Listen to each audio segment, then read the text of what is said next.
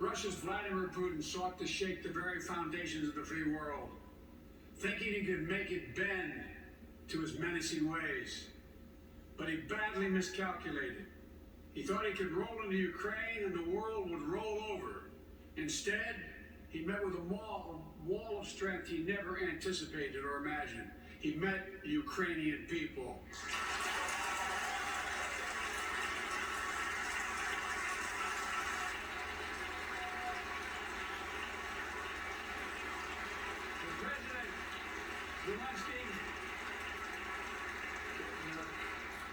To every Ukrainian, their fearlessness, their courage, their determination literally inspires the world.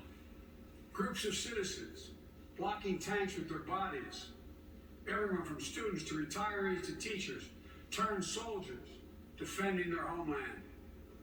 And in this struggle, President Zelensky said in his speech to the European Parliament, "Light will win over darkness." The Ukrainian ambassador to the United States is here tonight, sitting with the First Lady.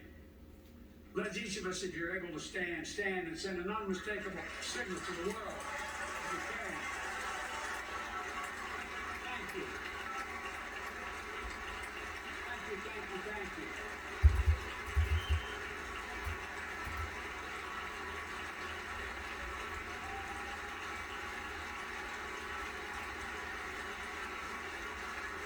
She's great, she's strong, she's resolved.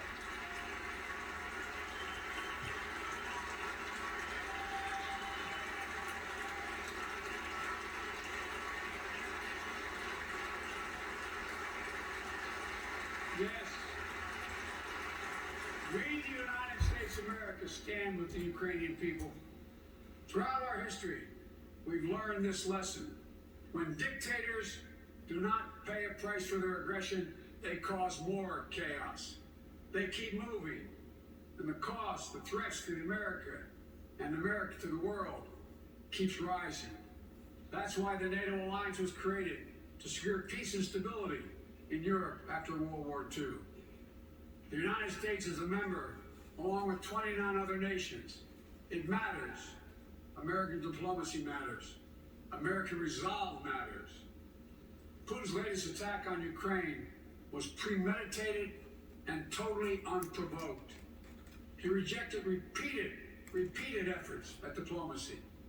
He thought the West and NATO wouldn't respond.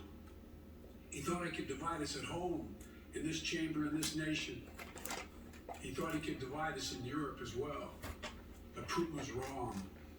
We are ready. We are united, and that's what we did. We stayed united.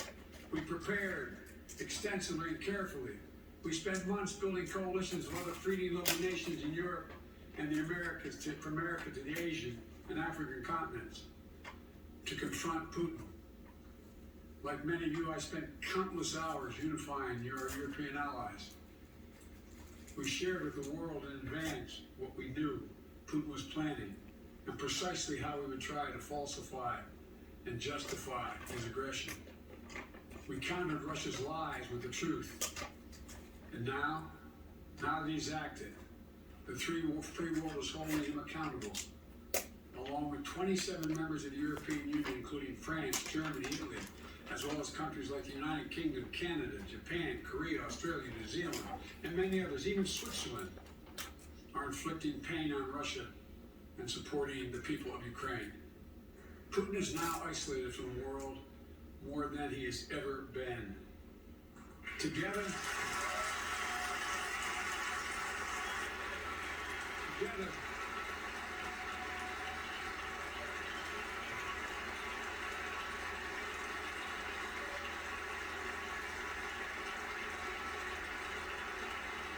along with our allies, we are right now enforcing powerful economic sanctions. We're cutting off Russia's largest banks from the international financial system, preventing Russia's central bank from defending the Russian ruble, making Putin's $630 billion war fund worthless. We're choking Russia's access. To technology that will sap its economic strength and weaken its military for years to come. Tonight, I say to the Russian oligarchs and the corrupt leaders who built billions of dollars off this violent regime, no more. The United States, I mean it.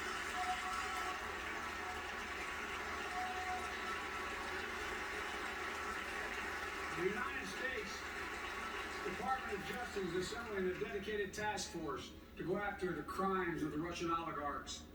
We're joining with European allies to find and seize their yachts, their luxury apartments, their private jets.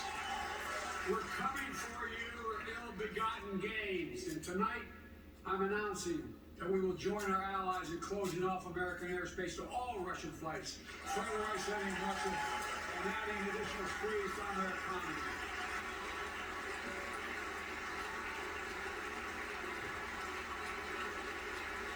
He has no idea what's coming. The ruble has already lost 30% of its value. The Russian stock market has lost 40% of its value, and trading remains suspended. The Russian economy is reeling, and Putin alone is the one to blame. Together with our allies, we're providing support to the Ukrainians in their fight for freedom. Military assistance, economic assistance, humanitarian assistance.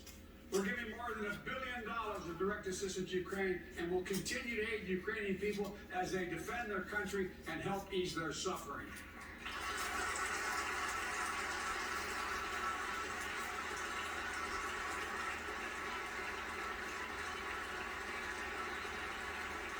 But let me be clear, our forces are not engaged and will not engage in the conflict with Russian forces in Ukraine.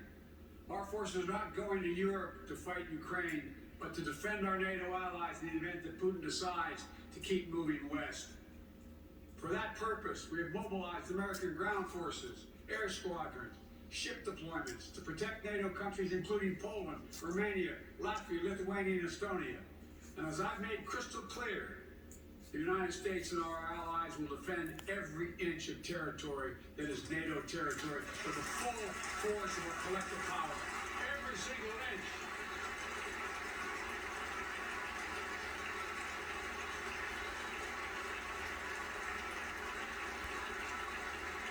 And we're clear-eyed. Ukrainians are fighting back with pure courage. But the next few days, weeks, and months will be hard on them. Putin has unleashed violence and chaos. But while he may make gains on the battlefield, he'll pay a continuing high price over the long run. And a pound of Ukrainian people, proud people, pound for pound, ready to fight with every inch of energy they have. They've known 30 years of independence, have repeatedly shown that they will not tolerate anyone who tries to take their country backwards. To all Americans, I'll be honest with you, as I always promised I would be. A Russian dictator invading a foreign country has cost around the world. And I'm taking robust action to make sure the pain of our sanctions is targeted at the Russian economy, and that we use every tool at our disposal to protect American businesses and consumers. Tonight, I can announce the United States has worked with 30 other countries to release 16 million barrels of oil from reserves around the world.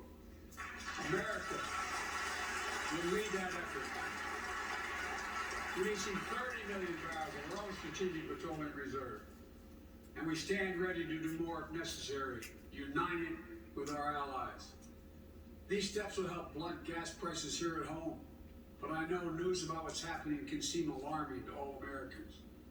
But I want you to know, we're going to be okay. We're going to be okay. When the history of this era is written, Putin's war in Ukraine will have left Russia weaker and the rest of the world stronger.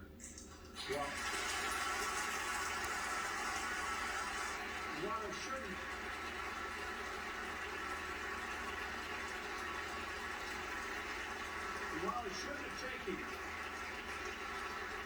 shouldn't have taken something so terrible for people around the world to see what's at stake, now everyone sees it clearly.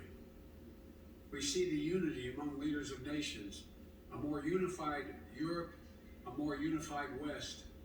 We see unity among the people who are gathering in cities and large crowds around the world, even in Russia, to demonstrate their support for the people of Ukraine.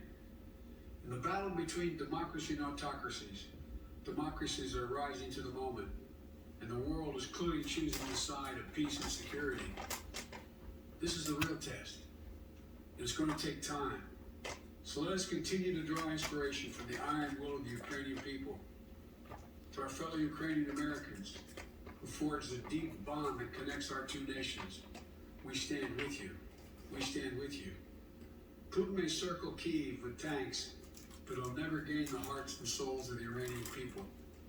He'll never extinguish their love of freedom, and he will never weaken the resolve of the free world.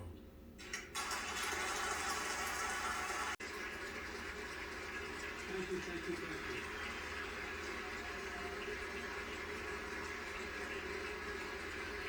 Thank you all very much. Thank you, very much. Thank you.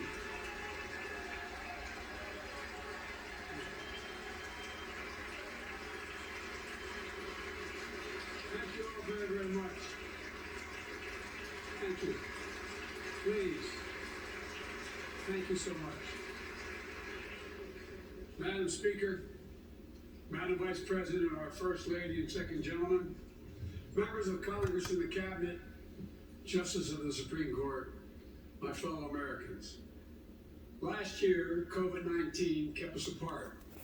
This year, we're finally together again. Tonight,